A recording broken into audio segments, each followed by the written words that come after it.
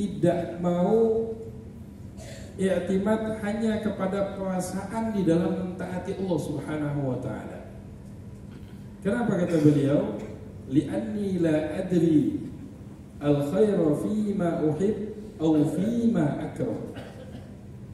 Karena saya tidak mengetahui, sesungguhnya saya tidak mengetahui di mana Allah Subhanahu wa taala meletakkan sebuah kebaikan dalam hal yang saya cintai atau hal yang tidak saya sukai. Kita Masya Allah Pak, ini jauhnya kita dengan para sahabat radhiyallahu ta'ala ajma'in. Para sahabat ini mau apapun kondisi hatinya dia gak pedulikan. Kalau sudah datang perintah Allah, kalau sudah waktunya untuk menjalankan perintahnya Nabi Sallallahu Alaihi Wasallam, tidak mempedulikan kondisi hati. Kalau Masya Allah uang lagi banyak, dapat jabatan, THR dah di depan sudah keluar, Masya Allah rajin i'tikafnya, ibadahnya pun subhanallah, hadir muhasabahnya paling depan. Tapi kalau dalam kondisi susah, dalam kondisi tidak nyaman, akhi antum kenapa gak i'tikaf? Afwan, hati anda lagi gak mood saat ini. Antum biasa baca Al-Quran, kok sekarang gak baca Quran?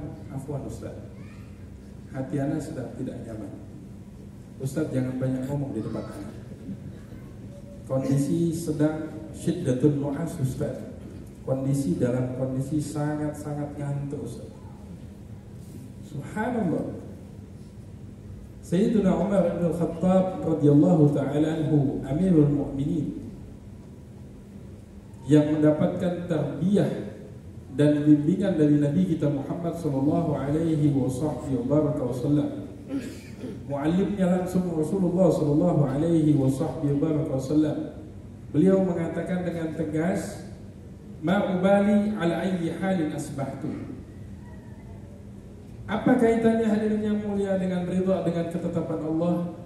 Siapapun hamba Allah yang ridha dengan ketetapan Allah untuk melihat hal tersebut terbaik dari Allah Subhanahu wa ta'ala. Kadang ada satu hal, Masya Allah Ustaz, doain anak Ustaz. Kenapa? Anak baru saja kena musibah. Baik, kenapa? Musibah. Musibah menurut siapa?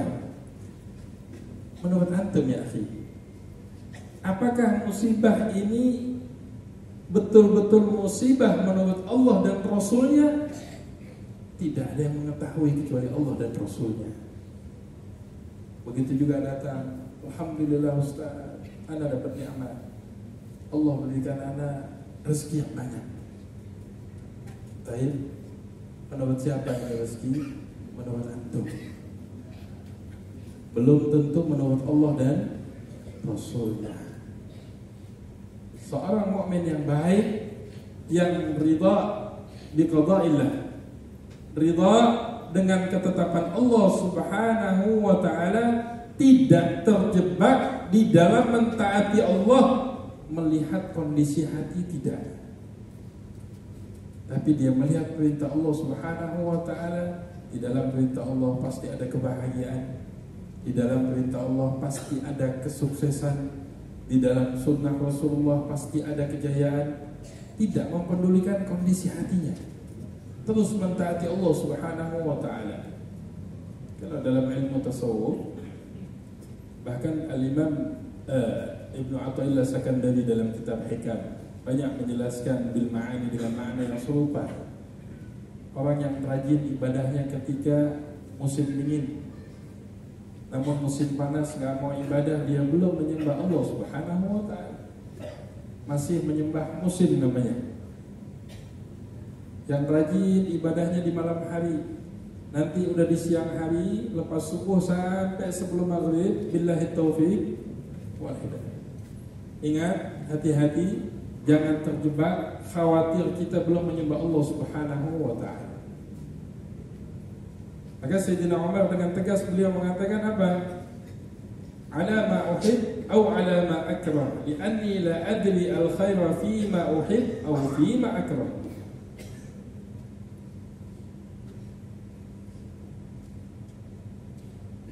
Kemudian Sayyidina Ali bin Abi Thalib radhiyallahu ta'ala anhuma annahu qila lahu, sesungguhnya disampaikan kepadanya, inna Aba Dzar radhiyallahu ta'ala anhu yaqul, ya Abu Dzar Al-Ghifari radhiyallahu ta'ala anhu, masyaallah, min kibaris sahabah, salah satu juga masyaallah sahabatnya Rasulullah sallallahu alaihi wasallam yang juga mendapatkan jaminan surganya Allah Subhanahu wa taala.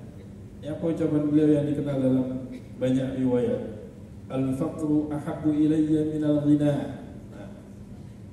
Kefakiran, kesederhanaan kalau kita terjemahkan mungkin ya. Al-faqru ahabbu ilayya minal ghina, kefakiran lebih saya cintai dibandingkan kekayaan. Ya, kembali kepada tema ridha dengan ketetapan Allah. Karena Abu Dzar Al-Ghifari boleh jadi melihat dari satu sisi, dari hidayah yang Allah berikan, taufik yang Allah berikan kepada beliau, ilmu yang Allah berikan kepada beliau, beliau mampu dibukakan Allah Subhanahu wa taala hikmah yang sangat dahsyat. Al-faqru ahabbu ilayya, boleh jadi kefakiran ini adalah bentuk kasih sayang Allah Subhanahu wa taala untuk menyederhanakan kehidupan di dunia, tapi insya Allah menjadi raja-raja di surganya Allah Subhanahu wa ta'ala. Bisa jadi kefakiran ini adalah bentuk kasih sayang Allah Subhanahu wa ta'ala kepada seorang hamba yang ketika dia wafat kembali kepada Allah, yadkhuluna jannah bighairi hisab, dia akan masuk surga tanpa ada hisab apapun, karena dia kembali tidak membawa sedikit pun daripada harta benda keduniaan. Al-faqru ahabbu ilayya minal ghina. Kalau kita kan dibalik lah, al-ghina ahabbu ilayya minal faqr. Nah, kalau diajar doa, Allahumma ahyi miskina wa amitna miskina wa ahsyurna fi zumratil masakin, ana yakin jemaah enggak ada yang mau aminin dengan tulus. Ya Allah, hidupkan aku dalam keadaan miskin, matikan aku dalam keadaan miskin, kumpulkan aku nanti di padang mahsyar dengan orang-orang miskin. Ini hadis dari Rasulullah SAW dengan berbagai macam riwayat hadis ini. Kalau kata orang Melayu, kalau macam ini hamba tak amin Ustaz, berat. Kemudian beliau mengatakan apa? Was-saqamu ahabbu ilayya min as-sihhah. Ingat ya, maqalatus sahabat, ucapan sahabat. Beliau mengatakan apa? Sakit lebih saya cintai dibandingkan kesehatan. Artinya apa? Ketika Allah berikan, ketika Allah tetapkan, ketika sudah jarra bi qada'illah, datang ketetapan Allah untuk sakit, as-saqamu ahabbu ilayya min as-sihhah. Sakit lebih saya cintai dibandingkan sehat. Dengan sangka baik yang kuat kepada Allah, cara Allah untuk membersihkan. Subhanallah, ridha bi qada'illah. Ini para sahabat radhiyallahu taala. Faqala rahimallahu Aba Dzar, kata Sayyidina Ali, semoga Allah merahmati Abu Dzar. Ini Abu Dzar Al-Ghifari salah satu sahabat memang yang agak beda dengan sahabat yang lain. Enggak mau kumpul sama orang-orang kaya, apalagi yang bikin keras hati.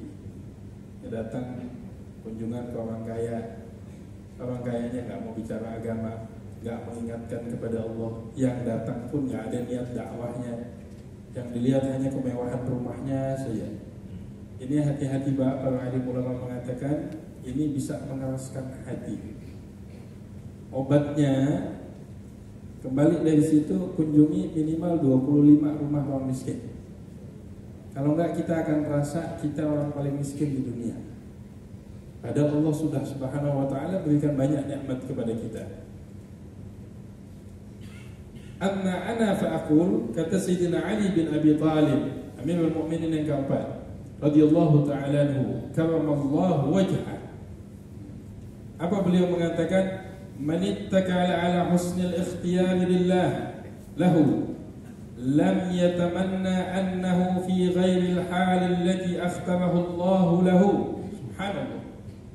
kata Sayyidina Ali yang dimaksud dengan ridha, dengan ketetapan Allah Subhanahu wa taala? Barang siapa yang menyerahkan urusannya kepada Allah Subhanahu wa taala, siapa yang mendapatkan ketetapan dari Allah Subhanahu wa taala, yang diberikan sesuatu oleh Allah Subhanahu wa taala, lam yatamanna, tidak akan berharap lagi untuk mendapatkan hal selain apa yang ditetapkan Allah Subhanahu wa taala.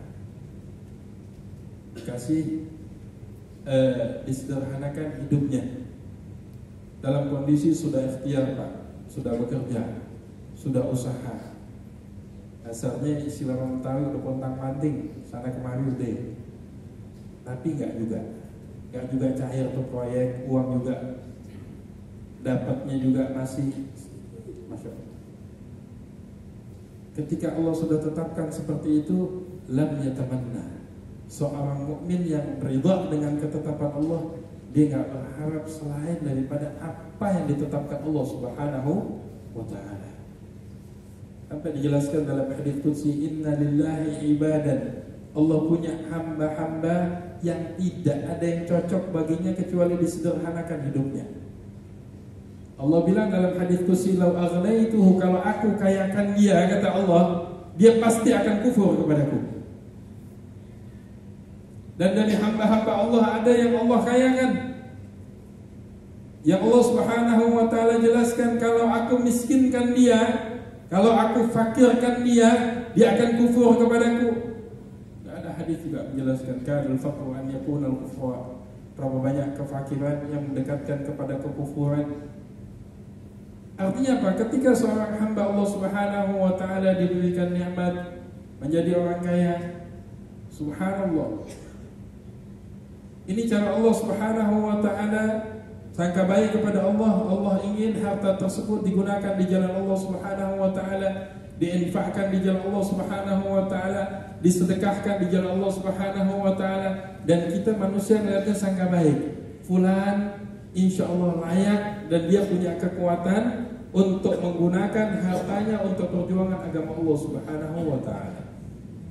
Yang enggak jadi orang kaya, jangan sampai tidak ridha dengan ketetapan Allah Subhanahu wa taala. Kan kita ngajarin Allah tiap hari, ya Allah, seandainya ya Allah Engkau berikan hamba mobil 10, harta yang banyak, kan hamba bisa sedekah. Itu menurut siapa? Menurut kita. Kalau dikasih mobil 2 aja kakinya udah panjang. Tadinya sholat berjamaah istiqomah, lama-lama mundur. Kasih perusahaan 1, Masya Allah tekunnya bukan main, sholat di masjid. Tambah perusahaan yang kedua, mulai apa? Terlalaikan dengan kesibukan dunia. Artinya nikmat yang Allah Subhanahu wa taala berikan, ataupun musibah yang kelihatannya Allah berikan, tarbiyah yang kelihatannya Allah berikan, ataupun rahmat yang menurut kita tampak saat ini, jangan sampai membuat kita terkesan dengan suasana dan keadaan. Subhanallah, kita melihat asyuhada, ikhwanuna fi Gaza, saudara-saudara kita yang saat ini syahid di Gaza, dibunuh, dibantai, disiksa dengan bom, dengan senjata, dengan hal-hal yang tujuannya untuk menghancurkan mereka. Orang-orang yang tidak beriman melihatnya ini adalah sebuah musibah. Tapi ingat, qila wal qal, masih pendapatnya manusia. Sangka baik kita kepada Allah, ini cara Allah untuk mengantarkan mereka berbuka puasa dengan Nabi Muhammad SAW. Ini cara Allah Subhanahu wa taala untuk memasukkan mereka ke dalam surganya Allah Subhanahu wa taala dengan cara yang sangat cepat. Ini cara Allah Subhanahu wa taala untuk menghantarkan ikhwanuna fi Gaza, saudara-saudara kita yang sedang berjuang di Palestina Gaza, untuk berkumpul bersama para sahabat radhiyallahu taala ajma'in. Karena yakin kalau boleh tukeran, jemaah MRPJ siap kok, semua wajah-wajah syuhada semua dulu. wajah-wajah yang sudah gak betah lagi tinggal di dunia. Dulu ada Rasulullah masuk dalam masjid, ada Zaid bin Harithah sedang i'tikaf juga sama, sedang berbaring di masjid. Nabi SAW bangunkan sambil tanya, "Kaifa asbahta ya Zaid?" Bagaimana kondisi kamu pagi ini? Ini sahabat, Masya Allah, lagi i'tikaf. Asbahtu mu'minan haqqan ya Rasulullah. Ya Rasulullah, kondisi iman saya sedang sempurna ya Rasulullah. Subhanallah, ini sahabat. Nabi SAW tanya, setiap ucapan ada buktinya. Apa bukti ucapanmu ya Zaid bin Harithah? Apa beliau bilang? Ya Rasulullah, azabat nafsi anid dunya. Ini tanda orang yang imannya kuat. Ikhwatal izzah, tanda orang yang imannya kuat. Ini menurut sahabat. Apa beliau bilang? Ya Rasulullah, saya ini sudah gak betah lagi tinggal di dunia. Kalau kita mau ngecek iman kita, Pak, kata ulama, ya, kalau masih betah tinggal di dunia, iman belum kuat namanya. Tapi iman mulai masuk apa? Azabat nafsi anid dunia. Azabat ini yang mulai berpaling daripada dunia. Kalaupun dunia datang, digunakan untuk kepentingan akhirat. Wa ka'anni anzuru ila arsy rabbi. Seakan-akan ya Rasulullah saya melihat arsy-Nya Allah. Wa ka'anni anzuru ila ahlil jannah fiha yatazawarun. Ya Rasulullah, seakan-akan saya sedang melihat penduduk surga sedang silaturahmi berziarah satu dengan yang lain. Ya Rasulullah, saat ini ya Rasulullah, ya Habibullah, saya sedang melihat penduduk neraka sedang teriak saling satu dengan yang lain. Apa kata Rasulullah? Fa'idha arafta. Dalam hadis yang panjang di ujungnya Nabi mengatakan fa'idha arafta fazal. Kalau benar iman kamu seperti ini, pertahankan. Terus pertahankan. Akhwatal aizah rahimakumullah, ridha bi qada'illah. Kita saat ini sering mengeluh dengan kehidupan kita. Ya Allah, seandainya saja saya enggak menikah dengan wanita seperti ini kan jadinya enggak begini. Seandainya saja, law wali wa kaif qawlu dzul habab. Kata Habib Abdullah bin Al-Haddad, kata-kata seandainya, sekiranya, jikalau, untuk hal yang sudah terjadi, tanda orang yang bodoh di dalam agamanya. Dia apa? Kita minta kepada Allah Subhanahu wa taala sangka baik berkumpulnya kita pagi ini di bulan suci Ramadan, di bulan yang penuh dengan keberkahan, i'tikaf kita. Ini satu tanda Allah Subhanahu wa taala menginginkan kebaikan, dan tanda insyaallah Allah tetapkan kita akan berkumpul dengan Nabi kita Sayyidina Muhammad sallallahu alaihi wasallam. Apa kata Sayyidina Ali? Hada haddul wukuf. Jadi ketika seorang hamba diberikan hal oleh Allah Subhanahu wa taala, dia tidak memilih selain pilihan Allah Subhanahu wa taala. Wa hada haddul wukuf ala ridha bima tasarrafa bihi al-qada. Ini maksud yang sempurna daripada ridha dengan ketetapan Allah Subhanahu wa taala. Jadi tidak ngajarin Allah, ya Allah, seandainya Engkau sehatkan hamba, seorang yang berdoa dalam kondisi kakinya buntung, tangannya buntung. Seandainya Engkau sempurnakan kaki hamba, tangan hamba, hamba akan lebih giat dalam beribadah. Tunggu, Allah Maha tahu.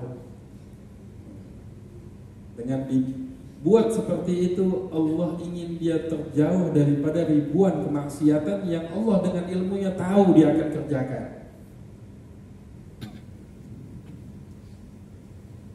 Artinya apa? Ridha biqada'illah, al-miftah al-ula, kunci utamanya yang pertama adalah husnudzan billah, prasangka baik kepada Allah. Khaslatan laisa fawqahuma syai'un minal khair, husnudzan billah wa husnudzan biibadillah. Ada dua hal yang tidak ada yang lebih tinggi daripada dua hal tersebut. Apa? Sangka baik kepada Allah dan berprasangka baik kepada hamba-hamba Allah. Kita bisa taat, Pak, asbab sangka baiknya kedua orang tua kita. Asbab sangka baiknya nenek moyang kita dulu, guru-guru kita, para alim ulama kita, para masyayikh kita. Kitanya belum ada dulu Pak, tapi tiap dalam majelis mereka didoakan, ya Allah mudah-mudahan berikan kami keturunan anak-anak yang soleh dan solehah, lingkungan yang soleh, lingkungan yang baik, bi'atun tayyibah.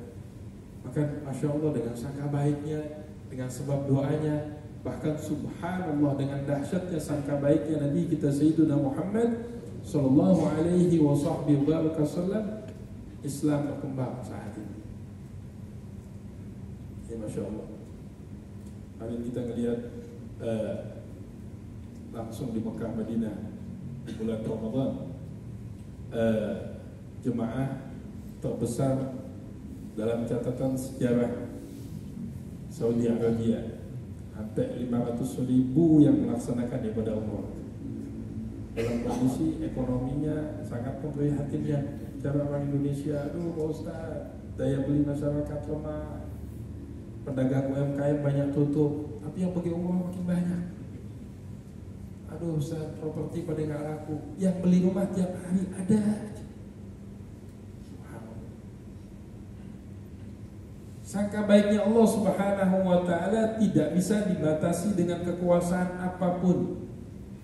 Dengan sangka baiknya kita kepada Allah Subhanahu wa ta'ala dan ridhanya kita dengan ketetapan yang Allah Subhanahu wa ta'ala berikan kepada kita saat ini.